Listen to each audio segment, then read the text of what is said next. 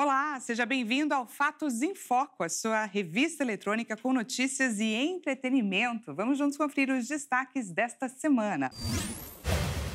Os brasileiros dormem sim muito mal, isso a gente já sabe. A pandemia da Covid-19 pode ter contribuído para agravar ainda mais esse problema. O fóssil de um pararréptil foi apresentado por pesquisadores da Universidade Federal de Santa Maria. O animal viveu entre 230 e 235 milhões de anos, juntamente com os dinossauros. Não perca tudo isso e muito mais agora no Fatos em Foco. A festa das cerejeiras lá no Parque do Carmo, na zona leste de São Paulo, já acabou. Mas ainda dá tempo de aproveitar a programação com apresentações de grupos japoneses e barracas de comidas típicas.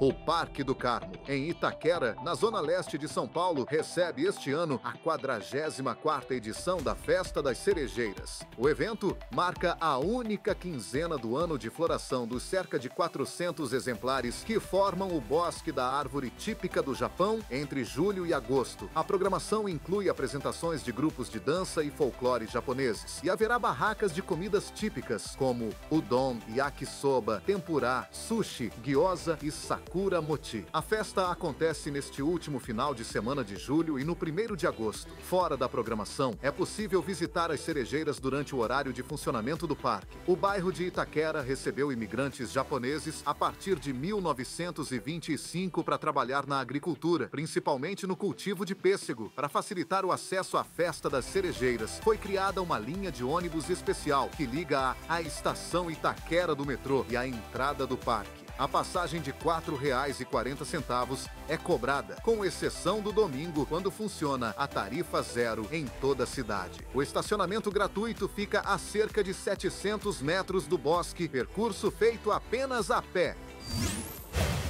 A mansão mais cara do Brasil, que fica no Rio de Janeiro, já foi vendida. Ela estava sendo anunciada por 220 milhões de reais desde 2019. É quase do tamanho de um campo de futebol. Vamos ver. O terreno da casa mais cara do Brasil foi vendido no Rio de Janeiro. Ele fica localizado no Leblon, Zona Sul, e será fracionado em alguns lotes, cada um com até 1.500 metros quadrados, para a construção de até 12 casas. O local estava anunciado por 220 milhões de reais desde 2019 e a expectativa é que o negócio gere mais do que o dobro do valor. Tudo na mansão mais cara do Brasil chama atenção. Ela possui 2.700 metros quadrados de área construída, 8 suítes, vários jardins, 10 banheiros e até elevadores. O imóvel fica no Jardim Pernambuco, condomínio na área mais valorizada do bairro do Leblon e um dos endereços mais caros do país. Um dos pontos de destaque da mansão é a existência de um heliponto homologado pela Agência Nacional de Aviação Civil. O comprador do lote onde se encontra a mansão de luxo poderá escolher se mantém ou não a construção no terreno. O Rio Grande do Sul completou 3 meses dos temporais que provocaram a histórica enchente que devastou o estado. Mas as boas notícias parecem que começam a surgir. Direto de Porto Alegre, Kátia Fantin fala agora tudo sobre união e fé. 2 meses após a maior enchente do Rio Grande do Sul, o cenário de Porto Alegre é de reconstrução. Nas ruas, histórias como a de Paulo, que viveu de perto essa tragédia. Eles andavam de barco pela Mauá e eu ficava no meio, aqui, ó, de noite aqui na Vigário, aqui, ó, com a voluntário, sem luz, sem nada. E a gente chama o zumbi da noite. Aí, depois da meia-noite, eles começavam a arrombar as lojas aí, ó. Parecia assim, aquele campo de guerra era pior ainda. Só nós sabíamos como é que era a noite aqui e agora como o pessoal está passando aí, o povo. A região do centro histórico da capital gaúcha foi uma das mais afetadas pelos alagamentos em maio.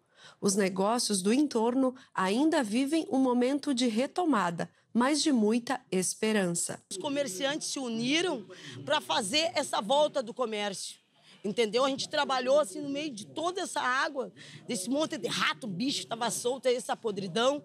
A gente se uniu e conseguiu reabrir o comércio de volta. Faz mais ou menos quase um mês que a gente voltou, a perca foi total. A gente está esperando agora que vem também o Dia dos Pais, vem final de ano.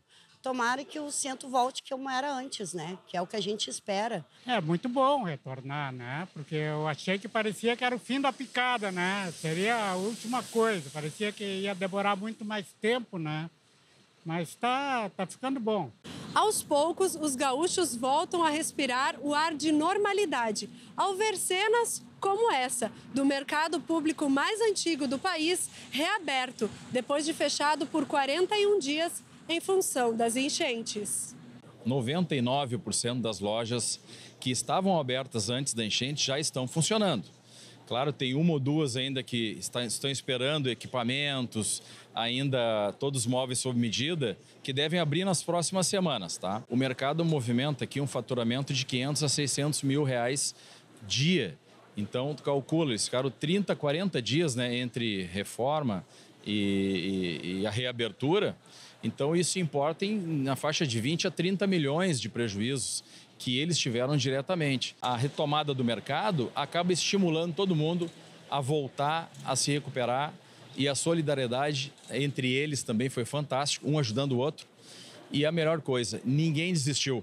Todos estão retomando suas atividades e com lojas mais bonitas do que antes. O vai e vem agitado do mercado ainda não é como o habitual, mas através do trabalho, os gaúchos têm feito a vida voltar a pulsar no coração da capital. Aos pouquinhos foi retomado e trabalho, limpeza, pintura e retomamos devagarzinho. Agora um centro muito bom, que é um prédio histórico e o pessoal tem muita tradição, né? É muito bom, né? Porque a gente vê o movimento, vê as pessoas, vê a felicidade das pessoas, né? Assim, só no olhar, tu olhar para as pessoas, eles estão todos felizes e é muito bom. Pode chegar! As cédulas da primeira família real, lançadas lá em 1994, serão retidas de circulação, mas não é preciso correr para trocar, não. Com o tempo, serão apenas parte da história dos colecionadores. Tem nota aqui que muita gente nunca viu na vida e que a maioria da geração atual nunca vai chegar perto. A queridinha de uma coleção deste tamanho é a do Império do Brasil. Eu tenho a primeira cédula que circulou no Brasil, que é uma cédula do Império. Que não é uma coisa que só eu tenho, tá? É uma coisa que eu gosto muito. Moedas, eu tenho algumas moedas do Império também, uma moeda de 1859 do Império, de prata. Essa moeda é muito difícil de conseguir, cara, muito. Então, assim, foi uma das últimas que eu consegui na minha coleção e que fechou um buraco do álbum que eu precisava muito. Paulo é colecionador de dinheiro, mas também da história. Se aproximar das notas é como encostar no passado.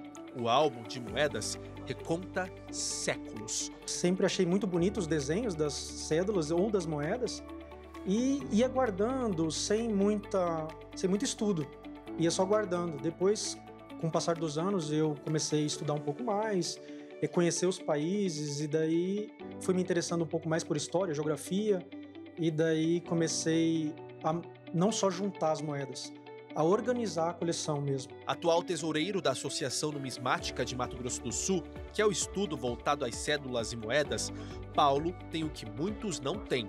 Para se ter noção, neste catálogo de cédulas, algumas têm a assinatura do Fernando Henrique Cardoso, presidente responsável pelo Plano Real na época. E em meio à história, com tantas notas, moedas, que nem a gente vê por aqui, traz a história do Brasil, junto com cada uma delas, a gente tem a primeira família do Real, que a gente vê por aqui, neste quadro, todas elas emolduradas. A primeira família foi lançada em 1994 e seguiu até ali com a produção em 2010, quando foi lançada aqui na parte de baixo a segunda família do Real. O que tem de mudança agora é que esta primeira família, lá de 94, agora deixa de circular em todo o país, mas não perde o valor. Mas calma, não precisa de correria. Se você tem uma nota da primeira família do Real, pode continuar usando normalmente, não perde o valor. Quando ela passar na mão de uma instituição financeira, será trocada por uma outra, do mesmo valor, mas da segunda família do Real. E você não precisa ficar preocupado de levar no banco. Você pode passar ela no comércio, o comércio, quando chegar no banco, o banco recolhe e vai para o Banco Central. Então é só isso que aconteceu. As cédulas estão em circulação, estão valendo, e essas cédulas da primeira família, uma curiosidade legal, só para você ter uma ideia, são 3% das cédulas em circulação no mundo hoje, no Brasil hoje. Então é muito poucas cédulas que vão ser recolhidas. Em 2024, o Plano Real completou 30 anos. E o que já foi usado para comprar muitas coisas no passado, hoje perdeu seu valor. Mas ganhou com um valor histórico. E é quase como um tesouro. É a história mesmo. Quando a gente pega uma moeda de 1.700, eu tenho uma moeda tipo de 1.640 e pouco. Então, você parece que está com uma parte da história na sua mão e que várias pessoas... Assim, imagina o que ela já não comprou na época ou por quantas mãos ela não passou até chegar na sua. Então, assim, é uma história mesmo que a gente guarda, tá? Então é muito legal essa parte. E onde Paulo guarda este verdadeiro tesouro, ele não revela. Mas uma dica, não é na casa dele. Os brasileiros dormem muito mal, isso a gente já sabe. A pandemia da Covid-19 pode ter contribuído para agravar ainda mais esse problema. A conclusão é de um novo estudo feito por cientistas da USP e da Unifesp. Segundo o levantamento, mais de 65% da população relata problemas relacionados ao sono. De acordo com estudos da Fundação Oswaldo Cruz, a Fiocruz, mais de 70% dos brasileiros têm dificuldades para dormir. Não à toa, a venda de remédios tranquilizantes no país tem tido um aumento significativo. O estresse, a ansiedade e até mesmo cenários duvidosos, como os vividos durante a pandemia, são alguns fatores que contribuem para distúrbios do sono, como explica a doutora Leninha Wagner. A pandemia contribuiu significativamente para o aumento dos problemas de sono, o isolamento social, a mudança na rotina, o aumento de estresse e a ansiedade relacionada à saúde e principalmente a situação econômica impactaram negativamente a qualidade do sono de muitas pessoas. Além da pandemia, outros fatores que influenciam a qualidade do sono incluem o uso excessivo de dispositivos eletrônicos antes de dormir, uma rotina irregular, consumo de cafeína ou álcool, ambientes de sono inadequado, com luz excessiva ou muito ruído e condições médicas ou psicológicas como apneia do sono, ansiedade e depressão. Uma alternativa natural é o chá, algo consumido por Dona Helena. O sono às vezes pega, viu? A gente trabalha o dia todo e tal, e quando você vai deitar, você não acha o sono mais. Acho que é muito estresse. Isso tem ocorrido já há algum tempo? Você tem tomado medicação? Medicação eu não tô tomando muito chá natural. Medicamentos naturais são alternativas encontradas em farmácias, porém a procura pelos ansiolíticos tem sido maior. Os riscos associados ao uso prolongado desses medicamentos é motivo de preocupação, como explica a farmacêutica. Esses medicamentos com orientação médica, eles têm uma eficácia, um uso bem seguro, né? Porém, a longo prazo, eles podem causar dependência nas pessoas, né? Mas os naturais, eles não têm nenhum risco? Não, eles não têm esse tipo de interação medicamentosa e nem esse risco também de dependência, né? Que eles só auxiliam no sono e na ansiedade. Outro grande vilão da insônia é o estresse. A falta de sono prejudica a saúde física e mental, afeta o desempenho diário e o bem-estar. Jamile sente na pele tudo isso. Tomo remédio de ansiedade por conta do estresse de trabalho. Aí, por isso, eu tô tomando esse remédio para ver se eu consigo dormir, agora que está normalizando o meu sono. Mas antes eu não conseguia dormir nada. A doutora afirma que para dormir bem é necessário ter uma rotina. Para dormir bem, é importante manter uma rotina regular de sono, criar um ambiente propício para o descanso, escuro, silêncio e conforto, evitar estimulantes como cafeína antes de dormir e limitar o uso de dispositivos eletrônicos à noite. Técnicas de relaxamento, como meditação e respiração profunda, também são eficazes. Medicamentos devem ser a última opção. Preferivelmente, devem ser usados sob orientação médica e apenas quando outras intervenções não tiverem sucesso. Bom, é importante lembrar que a qualidade do sono afeta diretamente a saúde mental e física. Problemas de sono não devem ser negligenciados e, quando persistentes, é essencial buscar por ajuda profissional para uma boa avaliação adequada e um plano de tratamento personalizado. Além disso, práticas de higiene do sono, mudanças no estilo de vida podem ter um impacto positivo, significativo e duradouro. Enquanto muitos desfrutam de noites tranquilas e revigorantes, outros enfrentam um desafio diário para alcançar um sono reparador. Então, eu demoro muito para dormir. Geralmente, nos últimos dias eu estou dormindo 3 da manhã porque eu não estou conseguindo dormir. E tipo assim, e depois da pandemia eu tive ansiedade, então agora que piorou tudo. Aí tem que dormir na base do remédio agora. Você chegou a ir ao médico? Já fui e fui diagnosticada com ansiedade. Como que você tem ficado durante o dia? Eu fico muito estressada. Muito, e tipo assim, e tá abalando em tudo. Então, cabeça dói durante o dia. É muito estresse por coisas bestas. Levar uma boa conversa, carinho e atenção para os assistidos do Lar do Idoso de Dourados. A ação faz parte do projeto Ouvidos Atentos, idealizado por uma social media douradense que, junto com amigas, promove momentos para transformar a vida dos idosos. Todos em volta da mesa é hora do lanche e esta é uma das mais esperadas no Lar do Idoso de Dourados.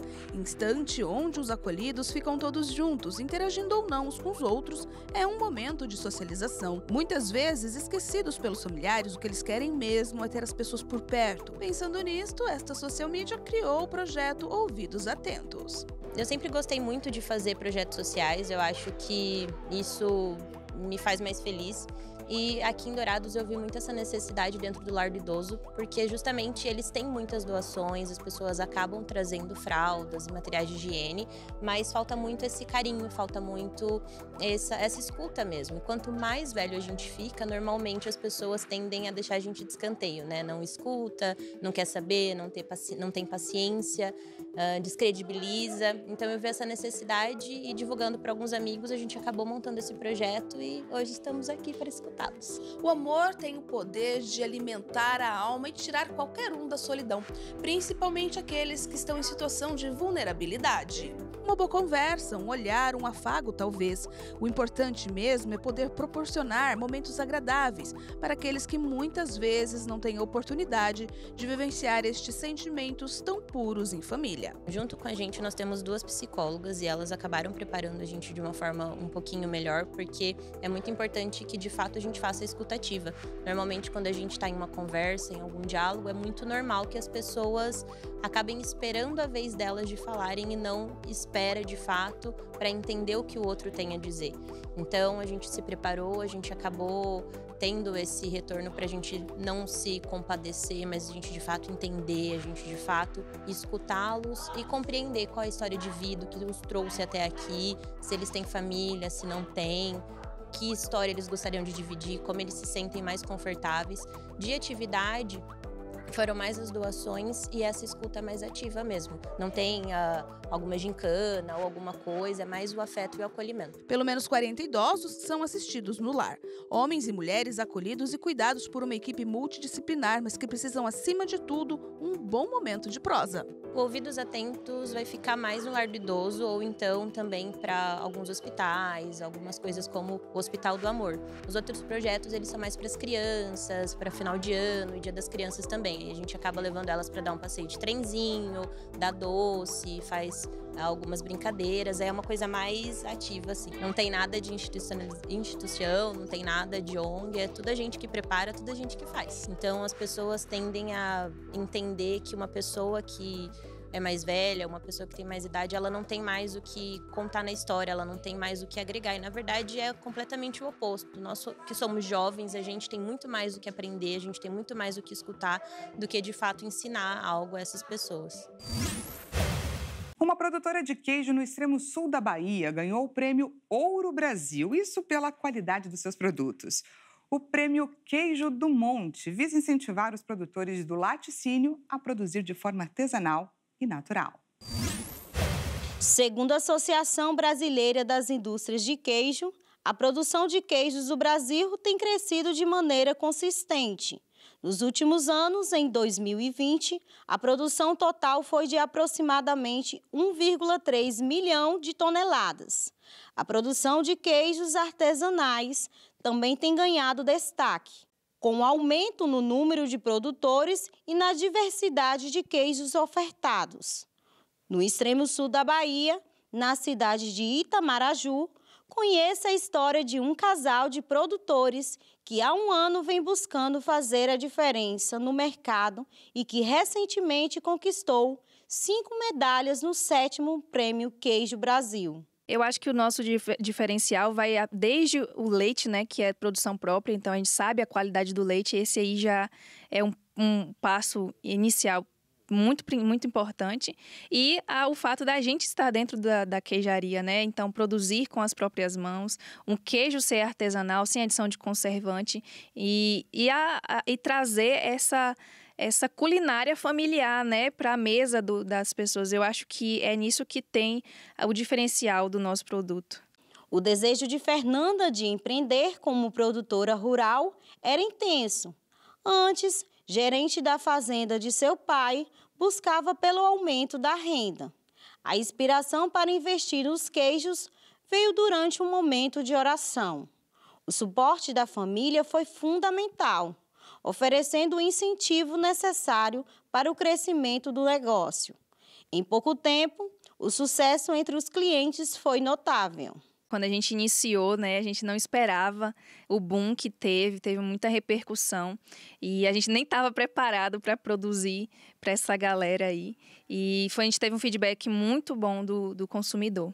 5 dos produtos elaborados se destacaram entre os melhores do país.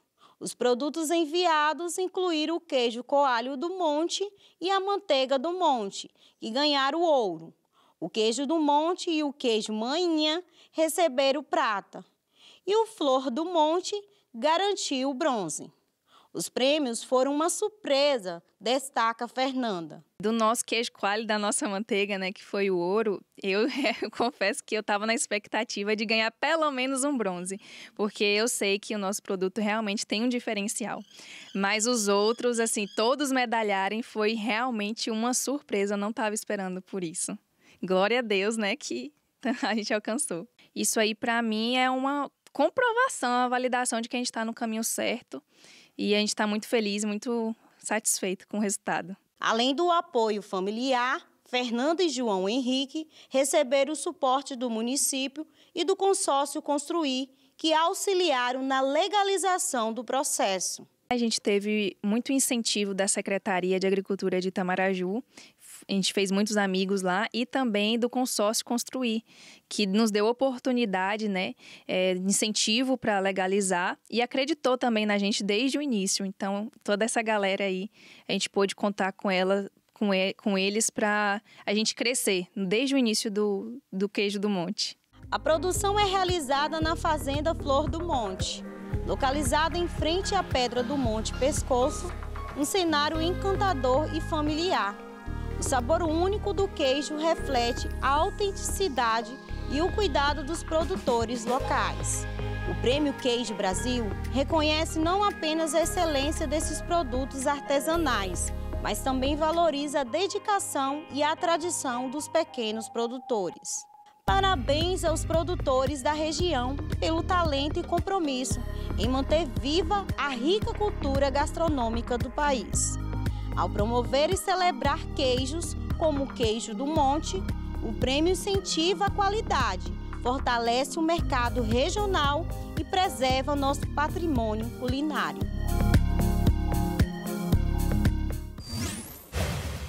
Um exame de sangue pode detectar a maioria dos casos de Alzheimer.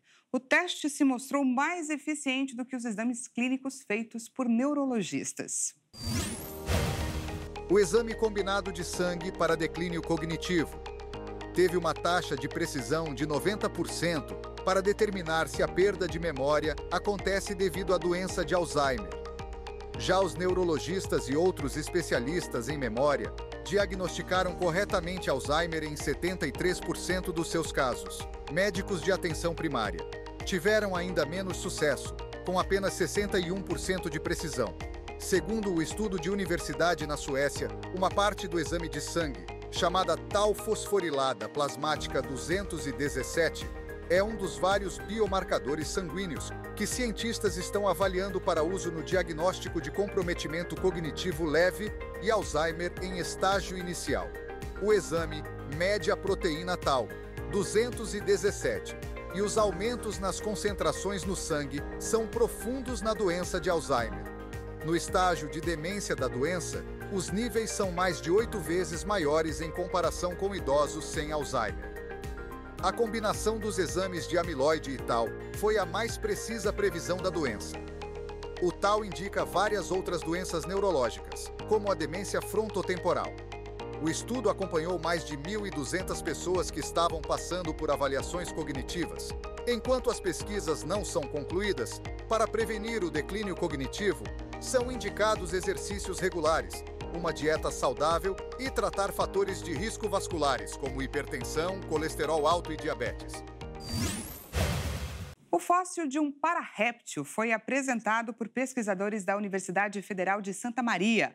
O animal viveu entre 230 e 235 milhões de anos, juntamente com os dinossauros. O fóssil foi localizado em Santa Maria, na região central do Rio Grande do Sul. O animal, que se assemelha a um lagarto, foi nomeado de Cornualbus primus pela projeção no crânio, que lembra cornos, e por ser o primeiro da superfamília Procolofonoide, localizado na formação geológica de Santa Maria. Segundo as investigações, ele tinha o tamanho de um palmo e apresentava condições anatômicas para escavar e viver em tocas. O fóssil foi localizado em 2017, no distrito de São Valentim, pelo professor Leopoldo Vitec Neto, quando começaram as investigações. O trabalho se tornou a tese de doutorado do pesquisador Eduardo Silva Neves, na qual se comprovou a nova espécie. Na pesquisa, o material foi comparado com pararrépteis de outros lugares do mundo. De acordo com o professor, no período Triássico, os continentes ainda estavam reunidos, formando o supercontinente Pangeia. A época também é a primeira da Era Mesozoica. No início desse período, o ecossistema se recuperava de uma extinção massiva e remonta à origem dos primeiros dinossauros. O pesquisador afirma que, para identificar o animal, foi necessário realizar uma descrição anatômica, diferenciando em grupos cada vez menores até chegar em uma análise filogenética precisa. Novos fósseis e um sítio arqueológico também foram descobertos na região central após as enchentes de maio. O registro de novos fósseis na localidade são fruto da erosão das rochas pelos rios Jacuí e Ibicuí, segundo o professor. E agora a gente fala sobre o tempo, porque em setembro Laninha pode se manifestar em algumas regiões do Brasil. Esse fenômeno deve influenciar nas temperaturas, trazendo chuvas e estiagem também em partes do país. O Laninha se aproxima e pode causar mudanças no clima a partir de setembro. Oposto ao do El Niño, o fenômeno provoca o resfriamento das águas superficiais do Oceano Pacífico Equatorial. Tradicionalmente, o Laninha influencia as temperaturas, as chuvas e a estiagem em diferentes regiões do país. Com base em modelos climáticos, os meteorologistas consideram que o fenômeno vai atingir o país no trimestre de setembro a novembro. O Laninha muda primeiro a característica do mar para depois provocar mudanças gerais no clima. Ele causa chuva em excesso nas regiões norte e nordeste, entre o centro e o norte do país, e causa ausência de chuva na região sul, em Argentina e no Paraguai. Mas o Centro de Excelência em Agricultura Exponencial prevê que o Laninha deste ano não será tão forte como em anos anteriores. E com isso, na região sudeste, espera-se que as temperaturas fiquem um pouco abaixo da média, apesar de ser um período quente no país como um todo. Um dos motivos para o Laninha ser moderado é que há ilhas de calor nos oceanos. De maneira geral, contribui negativamente para a redução das temperaturas superficiais no Pacífico Equatorial. Há suspeita de que o aquecimento global esteja relacionado a esse desequilíbrio. Um levantamento internacional identificou os 10 alimentos com mais fraudes no mundo. Leites, azeite de oliva, mel, carne e temperos são alguns dos produtos mais adulterados. A Agência Regulatória dos Estados Unidos estima que 1% de todos os alimentos produzidos no mundo sofram algum tipo de fraude, o que gera prejuízos estimados em 40 bilhões de dólares, ou mais de 200 bilhões de reais todos os anos. 46% dos produtos adulterados também representam riscos em termos de saúde pública, se uma pessoa consome um produto que leva um item que é alérgico na composição. Um levantamento publicado neste ano analisou mais de 15 mil registros públicos sobre o assunto, identificados entre os anos de 1980 e 2022. Os dados revelam que entre os 10 alimentos mais fraudados no mundo estão o leite de vaca, o azeite de oliva, o mel, a carne bovina, alguns temperos como a pimenta e a cúrcuma em pó. O Ministério da Agricultura e Pecuária do Brasil também participou, com levantamento das adulterações mais encontradas no país em anos recentes. O Brasil aparece em uma posição intermediária desse ranking, ao lado de outros países europeus, asiáticos e africanos.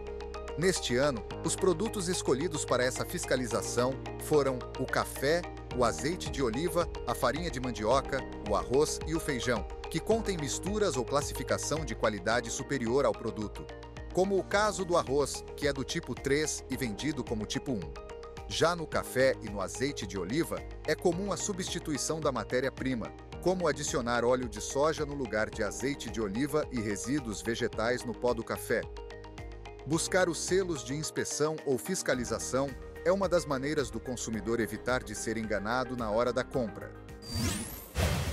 Uma operação realizada no Mato Grosso do Sul prendeu o líder de uma quadrilha hacker. O grupo invadia contas de empresas de aviação e emitia passagens com milhas dos clientes.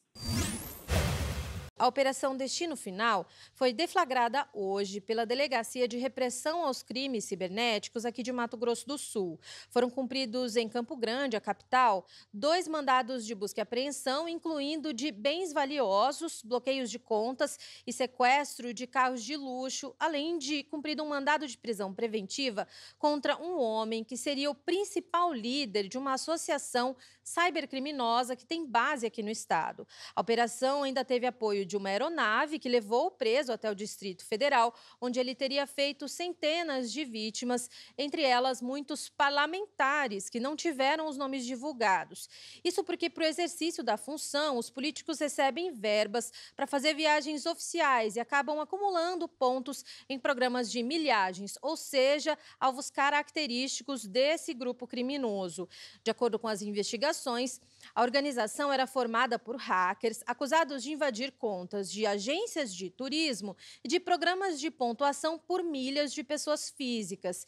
Eles emitiam bilhetes para trechos premium na alternativa conhecida como passagens de desistência, ou seja, cuja viagem aconteceria em no máximo 3 dias, para que as companhias não percebessem o golpe e acabassem cancelando as passagens.